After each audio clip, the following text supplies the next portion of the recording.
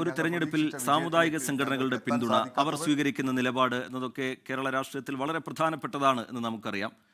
ഈ തെരഞ്ഞെടുപ്പിലേക്ക് കടക്കുന്നതിന് മുമ്പേ തന്നെ NSSന്റെ ഒരു മൗനത്തോടു കൂടിയുള്ള പിന്തുണ ഇടതുമുന്നണിക്കുണ്ടായിരുന്നു. SNDP ആണെങ്കിൽ, വെള്ളാപ്പള്ളി നടേശനാണെങ്കിൽ പരിപൂർണമായി പിണറായി സർക്കാരിന് പിന്തുണ സ്വീകരിക്കുന്ന നിലപാടുകളും പ്രതികരണങ്ങളും നടത്തുന്നത് നമ്മൾ കണ്ടിരുന്നു. വിശ്വാസ സംഗമത്തിലടക്കം വെള്ളാപ്പള്ളി നടേശൻ മുഖ്യമന്ത്രിയുടെ കാറിൽ വന്ന് ആ പരിപാടിയിൽ പങ്കെടുക്കുന്നത് നമ്മൾ കണ്ടിരുന്നു.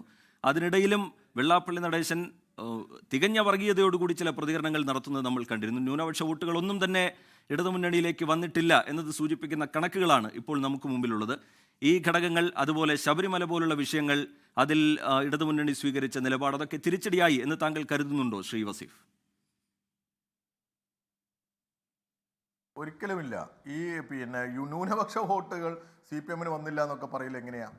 കോഴിക്കോട് കോർപ്പറേഷനിൽ 35 സീറ്റ് ഞങ്ങൾ ഒറ്റക്കാം. ഇവരൊക്കെ അപ്പുറത്തും ഇപ്പുറത്തും നിന്ന് ഞങ്ങളെ പരാജയപ്പെടുത്താൻ ശ്രമിച്ചിട്ടും ഞങ്ങൾ ഒറ്റക്കാം. ഇപ്പോൾ ഞാൻ ഒരു ഒറ്റ നോട്ടത്തിൽ പരിശോധിച്ചപ്പോൾ 6 സീറ്റ് ഞങ്ങൾക്ക് നഷ്ടപ്പെട്ടത്. ടോട്ടൽ വോട്ട് 50 വോട്ടാണ്. 6 സീറ്റ് ഇവിടെ ഈ കോർപ്പറേഷനിൽ. തിരുവനന്തപുരത്താണെങ്കിലോ 12 സീറ്റോളം, നേരത്തെ CPMന്റെ ജില്ലാ സെക്രട്ടറി പറഞ്ഞല്ലോ, 12 സീറ്റോളം നഷ്ടപ്പെട്ടത് ഈ ചെറിയ വോട്ടിന്, 10ൽ താഴെ വോട്ടുകളിലൊക്കെ തോറ്റ ഒരുപാട് സീറ്റുകൾ. അതാ സാഹചര്യം. അങ്ങനെയാണ് ആ തെരഞ്ഞെടുപ്പിൻ്റെ ഒരു വോട്ടിംഗ് പാറ്റേണും അതുപോലെ തന്നെ അതിന് വിജയമൊക്കെ വരുന്നത്. ഇവിടെ ഈ കോഴിക്കോട് ജില്ലയിലെ നാദാപുരത്തെ വാണിമേൽ, അത് അവിടെ ആരാണ് വോട്ടർമാർ എന്നുള്ളത് നിങ്ങൾക്ക് പരിശോധിച്ചാൽ മനസ്സിലാവും. ഞങ്ങൾ ജയിക്കാത്ത പഞ്ചായത്താണ്, ഞങ്ങൾ ജയിച്ചു. ഇപ്പോൾ എൻ്റെ പഞ്ചായത്തിൽ കഴിഞ്ഞ തവണ ജമാഅത്തെ ഇസ്ലാമിയും UDF ഒക്കെ ഒരുമിച്ച് തെരഞ്ഞെടുപ്പിനെ നേരിട്ടതാണ്. ഇത്തവണയും അങ്ങനെ തന്നെയാണ്. കഴിഞ്ഞ തവണ ഞങ്ങൾക്ക് വെറും 2 സീറ്റാണ് ഉണ്ടായിരുന്നത്. അത് ഞങ്ങളിപ്പോൾ 5 സീറ്റിലേക്ക് എത്തി.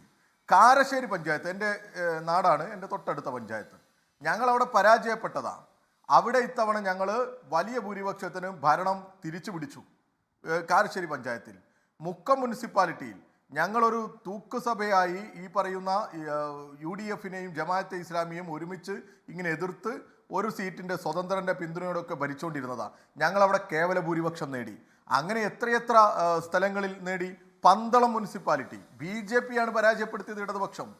അപ്പോൾ അങ്ങനെ ഏതോ ഒരു വിഭാഗം മാത്രം, അല്ലെങ്കിൽ ഒരു പ്രത്യേക സാഹചര്യം ഉണ്ടായി എന്ന് മാത്രം ഒന്നും പറയാൻ പറ്റില്ല. അതൊക്കെ വിശദമായി പരിശോധിക്കേണ്ടി വരും.